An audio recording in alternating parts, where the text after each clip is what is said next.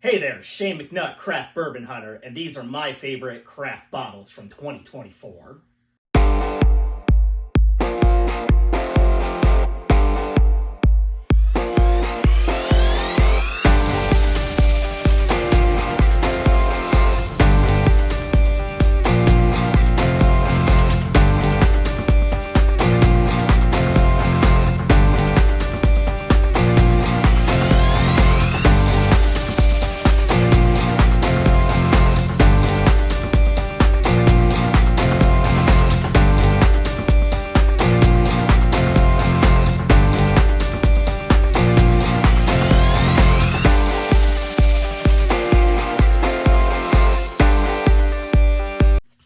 So with everybody talking about their favorite bottles, I wanted to put a focus on the craft distilleries.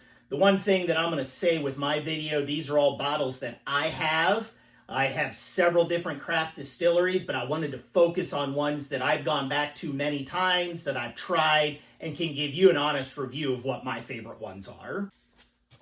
So I wanted to start out this list with a couple distilleries that are sourcing, but I still consider craft. In my opinion, a distillery that's being open, upfront, and honest with their customers and is bringing unique things to the marketplace can still be considered craft. Out of my home state, up in Cleveland, Ohio, you got the River Roots Barrel Company. And this consists of ownership with Ryan Lentz, Tom Gray, Michael Boland, and Iron Chef Michael Simon as well. And what River Roots is doing is they're outsourcing unique barrels. They're not buying this in bulk, but they're trying to find those different ones that they can bring to the market. In 2024, I did 2 picks with them, but I really wanted to focus on their 10-year product that they are sourcing from Heaven Hill. This is a bigger distillery, but they're putting an emphasis on finding these unique offerings and being able to bring them to the market. This is one that really excited me this year. They're pulling in things from MGP. They've pulled in Jim Beam barrels. They pulled some stuff in from some smaller distilleries, but they're really bringing something unique to the market. The next distillery I wanted to talk about is also sourcing, and this is Doc Swinson's out of the state of Washington. Had the opportunity to visit them and do 2 different picks with a local group out of Texas last year. During that trip, I picked up several of these bottles that you see. I've grabbed a couple other picks here and there. But this is another distillery that is sourcing. They're up front with what they're sourcing. But they're doing some different blending and different type of finishing techniques to bring something different to the market. Jesse's doing a really good job out there. He is their master blender and really looks at ways to bring unique flavors and unique profiles to the marketplace. And their top bottle from last year is the Golden Hour. This is a 7-year rye that was finished in a rum cask, then moved over to a port cask. And just unbelievably good. This is one that I picked up while I was out there after sampling it. Definitely had to have a bottle. I've picked up a backup bottle since then. But again, just something that's different. They use a Solera system whenever they're bringing a product down from one barrel to the next barrel. Definitely a distillery that you want to visit, you want to see, and keep an eye out for their products.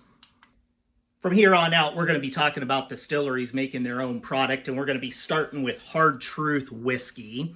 You may be familiar with Hard Truth coming in from Indiana and their rye whiskey that they've been offering into the market for many years, but last year, they introduced their first bourbon, and they had 3 products that they launched to the market, including this 4-grain Bottle and Bond.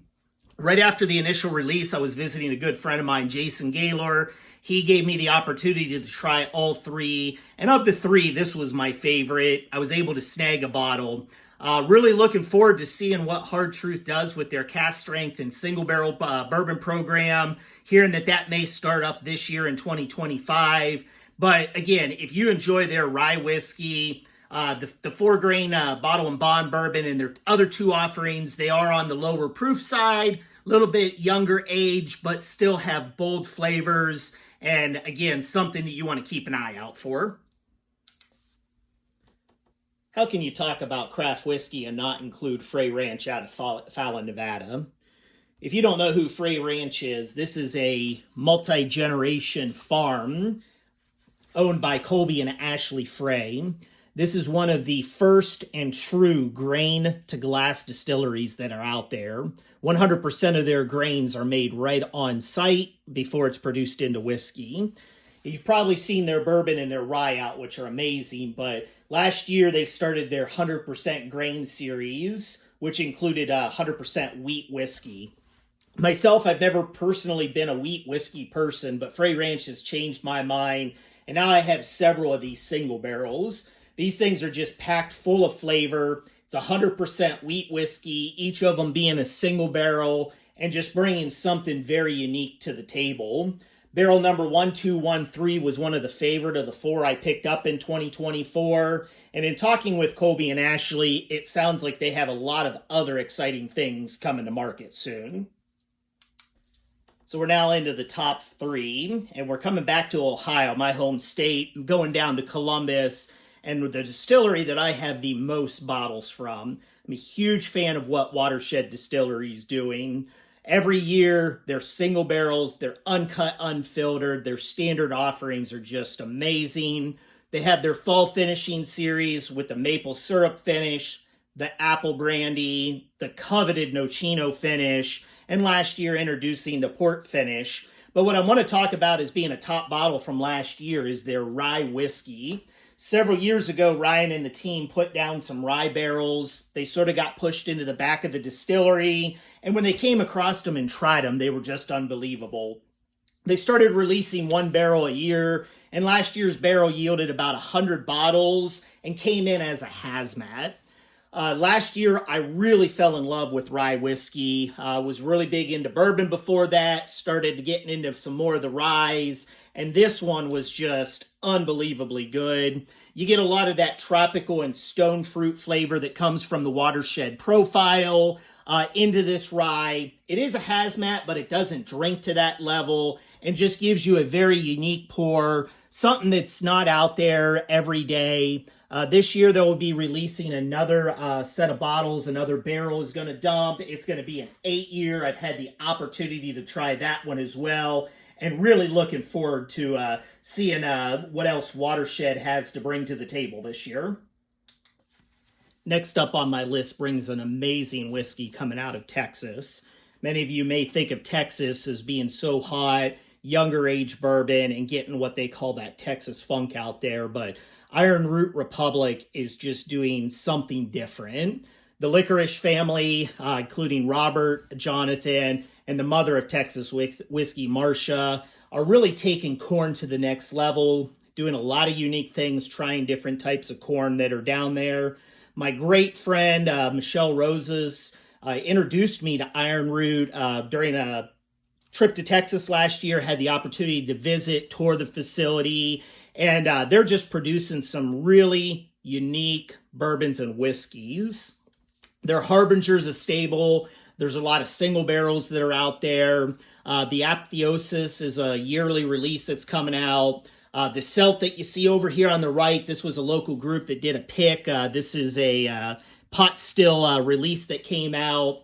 But what really excited me last year was one of the first cigar blends I'd ever tried. And this was their Harbinger cigar blend, straight bourbon whiskey coming in at 115 proof here. Something that just was packed full of their typical corn flavors in that, and really bringing something different to the market. This is actually my second favorite craft bottle release of the year of 2024. I've got a couple single barrels that I was able to get my hands on, a couple other bottles that will soon be coming my way. But I try to grab every Iron Root release that I can. Just again, this is not your normal Texas whiskey, and really good product that's coming out of the distillery down there. And who's my top distillery of 2024? None other than J.T. Mellick out of Louisiana. Another 100% ground to glass distillery. But what's unique about them is this is 100% rice whiskey. Now, what do you think when you think of rice whiskey? First thing I thought was sake, Japanese whiskey, very light. Didn't think that it was going to be something I was going to enjoy. Good friend of mine, JC Cajun, introduced me to them. First ever barrel pick that I ever went on was with JT Mellick. And when I got down there, I was just blown away. I grab every single one of their products that I'm able to get my hands on.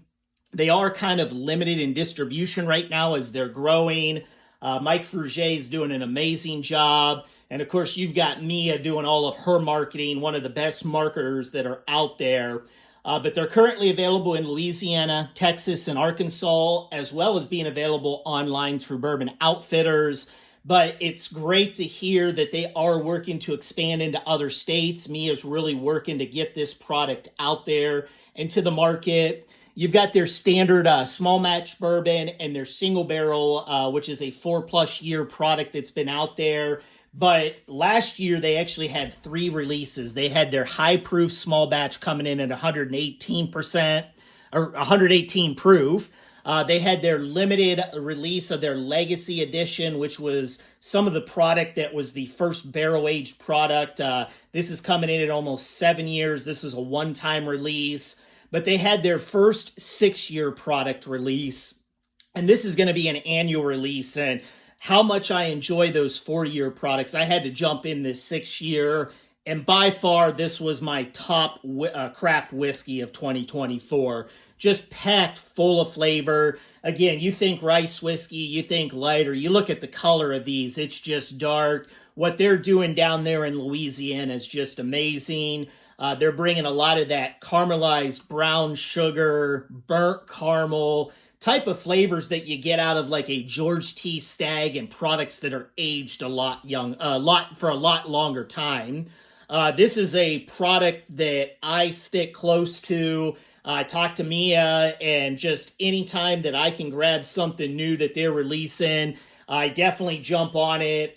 Just amazing. This is a working rice and crawfish farm. When I was down there, we had the opportunity. It was crawfish season. We had a crawfish boil as well, but you'll see that in the logo here, but definitely one of the whiskeys that I highly recommend you keeping an eye out for, looking for, and grabbing where you can.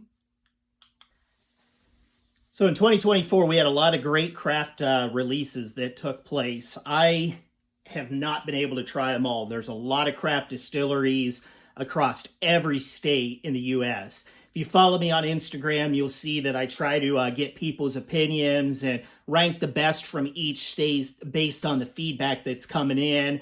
Personally, I'm always on the lookout to try something new. So if you have a recommendation, if there's a craft distillery out there that you want me to try, you want me to review, let me know. I'd be glad to do it, and maybe that'll be the one that hits my list for 2025. I hope you enjoy.